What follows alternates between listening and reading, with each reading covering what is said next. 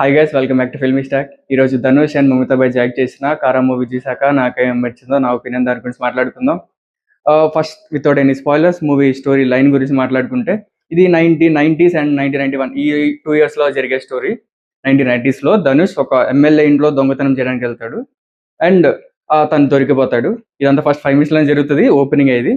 దొరికిపోయాక ఒక police officer రిటైర్మెంట్కి రెడీగా ఉంటాడు. తను మంచి పేరు కోసం ధనుష్ మీద ఉన్నవి లేనివి ఎక్స్ట్రా కేసులన్నీ పెడతాం ట్రై చేస్తూ ఉంటాడు. ఈలోపు ధనుష్ పారిపోతాడు. పారిపోయిన తర్వాత ఏమయ్యాడు, ఎక్కడికి వెళ్ళాడు, అండ్ ధనుష్కి బ్యాంక్స్కి ఉన్న ఇష్యూ ఏంటి, ఇదంతా remaining part of the story. మూవీలో ఏం వర్క్ అవ్వలేదని డీటెయిల్గా మాట్లాడుకుందాం. కానీ దానికంటే ముందు మీరు ఈ ఛానల్ ఇంకా సబ్స్క్రైబ్ అవ్వకపోతే సబ్స్క్రైబ్ చేసుకొని పక్కన బెల్ ఐకాన్ క్లిక్ చేసి ఆల్ ఆప్షన్ సెలెక్ట్ చేసుకుంటే మేము వీడియో బయటగా నోటిఫికేషన్స్ వచ్చేస్తాయి. ఆల్రెడీ సబ్స్క్రైబ్ చేసినందుకు థ్యాంక్ యూ సో మచ్. వీడియోని లైక్ కూడా చేసి చూడండి, ఎక్కువ మందికి రీచ్ అవుతుంది. మనం ఇంకా ఫస్ట్ మూవీలో ఏం వర్క్ అయ్యో దాని గురించి మాట్లాడుకుందాం. మూవీ స్టార్టింగ్ 5 to 10 minutes చాలా బాగుంది. అంటే ఓపెనింగే మంచి ఇంట్రెస్టింగ్గా స్టార్ట్ అయింది. అంటే తను ఎలా దొంగతనాలు చేస్తాడు ఇవన్నీ మంచి ఇంట్రెస్టింగ్గా చూపించారు. అండ్ దాని తర్వాత నాకు ఇంటర్వెల్ ముందు జరిగే సీక్వెన్స్, ఒక బ్యాంక్ రాబరీ ఇదంతా ఉంటుంది, అక్కడ మాత్రం చాలా బాగుంది. ఆ సీక్వెన్స్, ఆ టెన్షన్ బిల్డ్ అయ్యేది ఇదంతా చాలా బాగా చూపించారు. ఈ రెండు తప్ప నాకు ఫస్ట్ హాఫ్లో మిగతా ఏం వర్క్ అవ్వలేదు. ఈ రెండు మాత్రం చాలా బాగున్నాయి. అండ్ ఈ స్టోరీ అంతా 1990 అండ్ 1991లో జరిగే స్టోరీ. ఆ సెటప్ ఇదంతా బాగా పెట్టుకున్నారు. అంటే ఆ టైంలో ఉండే బస్సెస్ కానీ, ల్యాండ్ ఫోన్స్ కానీ, రూపాయి కాయిన్స్ చేసి మాట్లాడేవి, ఇవన్నీ చాలా బాగా పెట్టుకున్నారు. ధనుష్ గారు ఈ సినిమాలో కొత్తగా ఏమి ఉండదు. ఇంతకు ముందు చేసిన రోల్స్ లానే ఉన్నాయి. సేమ్ అదే గెటప్స్ లో ఉంటాడు, అదే టైప్ ఆఫ్ యాక్టింగ్ ఉంది. తనకి ఇది అలవాటే, మనకి అలవాటే. సో కొత్తగా ఏం లేదు. అండ్ మమితా బైజూద్ అయితే ఉన్నవే చాలా తక్కువ సీన్స్. తనకి అసలు ఈ మూవీలో తనకు అసలు స్కోపే లేదు. క్యారెక్టర్ లేకపోయినా కూడా పెద్ద చేంజెస్ ఏమి ఉండవు. జస్ట్ హీరోయిన్ కోసమే పెట్టినట్టుంది. తనకైతే స్కోప్ ఏం లేదు.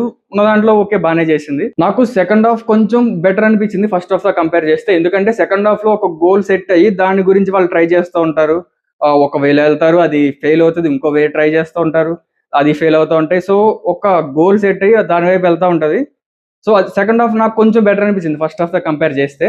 ఫస్ట్ హాఫ్ మొత్తం కదలకుండా ఒకే దగ్గర ఉండడం వల్ల నాకు సెకండ్ హాఫ్ కొంచెం బెటర్ అనిపించింది. సో అంతే, ఇంతకంటే పెద్ద పాజిటివ్స్ ఏం లేవు. ఇప్పుడు అసలు మూవీలో వర్క్ అవన్ ఎలిమెంట్స్ గురించి మాట్లాడుకుందాం. ఫస్ట్ 5 to 10 minutes వాళ్ళు పెట్టుకున్న సెటప్ ఇదంతా బాగుంది. కానీ అక్కడ నుంచి ఇంటర్వెల్ ముందు వచ్చే సీక్వెన్స్ వరకు మధ్యలో జరిగేదంతా కూడా ఒక సీరియల్ చూసినట్టు ఉంది నాకు.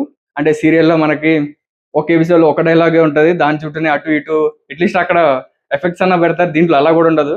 సీన్కి ఒక్క వర్డ్ మాట్లాడుకుంటూ ఉంటారు అంతే. కరెక్ట్గా కూర్చొని మాట్లాడుకుంటే 2 minutesలో అయిపోయేదాన్ని ఒక 40 minutes దాకా డ్రాగ్ చేశారు. అండ్ అక్కడ ఎమోషన్ కూడా మనకు చూపించేటప్పుడేమో ధనుష్ గారి సైడ్ నుంచి అది సెల్ఫిష్ లాగా కనిపిస్తూ ఉంటుంది.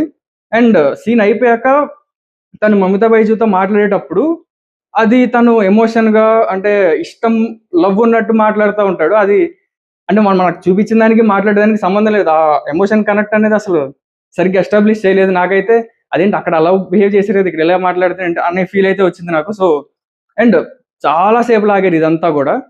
అది బిగ్గెస్ట్ నెగిటివ్ ఇది. ఎందుకంటే ఫస్ట్ హాఫ్ మొత్తం కూడా అలాగే ఉంది. అండ్ సెకండ్ హాఫ్ కూడా ప్రోగ్రెసివ్ గా బాగానే ఉంది. కానీ ఫస్ట్ హాఫ్ తో కంపేర్ చేస్తే అదే చెప్పాను కదా, బాగానే ఉంది అంతే. ఫస్ట్ హాఫ్ అంత ల్యాగ్ వల్ల సెకండ్ హాఫ్ కొంచెం బెటర్ గా ఉన్నట్టు అనిపించింది అంతే. సో ఓవరాల్ గా చెప్పాలంటే నాకు అంతేం నచ్చలేదు. యావరేజ్ కూడా కాదు, బిల్ యావరేజ్ అనుకోవచ్చు ఇది. సో మూవీ చూసింటే మీకు ఎలా అనిపించిందో కామెంట్ చేయండి. వీడియో నచ్చితే లైక్ చేసి మీ ఫ్రెండ్స్ అండ్ ఫ్యామిలీ షేర్ చేయండి. చాలా రోజులు అవుతుంది పాజిటివ్ రివ్యూలు ఇచ్చి, అన్ని నెగిటివ్ రివ్యూలు అవుతున్నాయి. రేపన్నా జెట్లీ అండ్ గైబర్డ్ సింహంతో పాజిటివ్ రివ్యూలు అవ్వాలని కోరుకుందాం. Stay tuned filmy stack. Bye.